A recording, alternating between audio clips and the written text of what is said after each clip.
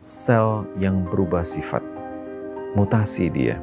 Jadi tubuh kita itu penuh dengan sel-sel. Jadi beranak bercucu dia. Saking banyaknya membentuk benjolan dia, mutasi. Berubah perilaku dia. Jadi jaringan otak itu berbeda dengan jaringan tubuh yang lain.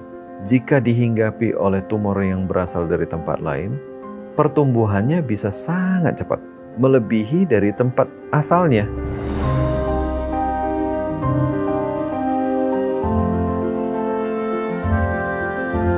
Jadi tumor otak itu sebetulnya bisa dibagi dua bagian besar ya.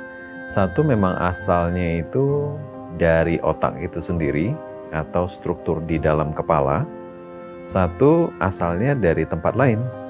Misalnya nyebar dari payudara atau paru-paru terus ke otak dia. Jadi secara definisi itu bagi dua besar. Bisa asli dia primer di dalam kepala, bisa juga asalnya dari luar menyebar ke dalam otak. Jadi kalau secara gejala, kalau tumor di otak itu, kita tidak bisa membedakan persisnya ini primer atau sekunder berdasarkan gejala. Segala sesuatu tumor yang letaknya di dalam otak, itu gejalanya bisa kita bagi dua bagian besar. Satu, karena peningkatan tekanan di dalam rongga kepala. Karena ada sesuatu yang tumbuh, tentu menyebabkan tekanannya meningkat. Karena ada sesuatu yang menduduki volumenya di dalam kepala. Nah, gejala-gejala dengan peningkatan tekanan di dalam kepala, itu sakit kepala, muntah yang proyektil, kemudian visus ya, artinya ketajaman penglihatan menurun ya, dan kejang.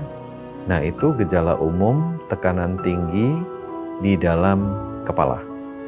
Nah, sedangkan bagian gejala yang lain itu berdasarkan lokasi. Jadi, kalau yang berdasarkan lokasi itu tergantung di daerah mana dari bagian otak itu yang kena tumor itu. Kalau dia mewakili gerak sebelah kanan yang kena, maka daerah tersebut kalau ada tumornya, maka tangan dan kaki kanannya mungkin lumpuh ya, atau lemah. Nah, kemudian kalau kena di daerah penglihatan, gangguan lapangan penglihatan. Kalau kena di daerah bicara, orangnya jadi nggak bisa bicara. Ada gejala yang kita sebut gejala topografis. Jadi gejala itu berdasarkan lokasi di mana dia terdapatnya. Kalau tumornya primer atau sekunder atau bahkan infeksi atau perdarahan, kalau kena daerah tersebut akan memberikan gejala yang lebih kurang mirip dia. Nah, jika kita ingin melihat ini asalnya dari tempat mana, apakah itu aslinya primer di otak atau aslinya itu berasal dari organ lain, katakanlah dari paru-paru, maka kita mesti telusuri pemeriksaan lebih jauh ya. Di samping gambaran MRI kepala atau CT scan, barangkali kita harus juga melakukan pemeriksaan yang lebih canggih yang lain dengan pencitraan seluruh tubuh, PET scan ya. Kemudian pemeriksaan foto di daerah paru, abdomen, perut ya. Dari semua data-data itu baru bisa kita berpikir menyimpulkan ke arah ini aslinya dari otak atau asalnya itu berasal dari luar otak. Jadi kalau hanya dari berdasarkan gejala saja akan sulit kita langsung bisa membedakan ini primer di otak atau sekunder berasal dari tempat lain.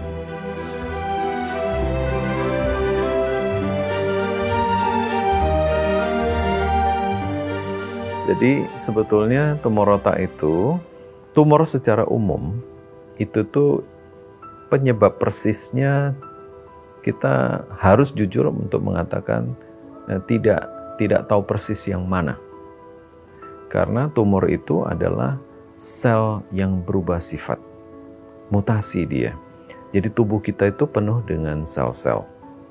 Jadi sel ini pada saat dia berubah sifat, yang tadinya dia tidak membelah dan memperbanyak diri, jadi beranak bercucu dia. Saking banyaknya membentuk benjolan dia.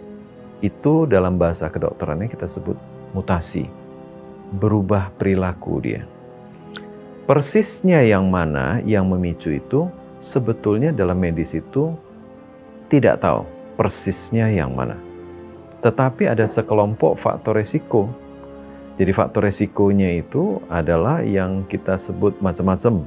Apakah itu merokok, ya, makan makanan pengawet yang banyak mengandung pengawet, ya, kemudian minum alkohol, ya, berlebih, kemudian kehidupan yang tidak sehat, ya, tidur nggak cukup, kurang tidur, dan sebagainya. Jadi itu semua adalah faktor resiko, tetapi bukan penyebab. Karena kalau penyebab itu harus, jika dia ada, harus pasti dia menyebabkan. Jadi jawaban persisnya itu, kalau penyebabnya kita tidak tahu persis.